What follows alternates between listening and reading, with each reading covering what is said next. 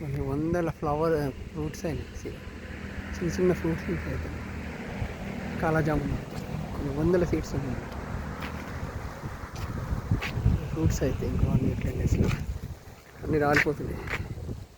ఈ కిందనే రాలిపోయినాయి చాలా. పెడితేనే రాలిపోతాయి.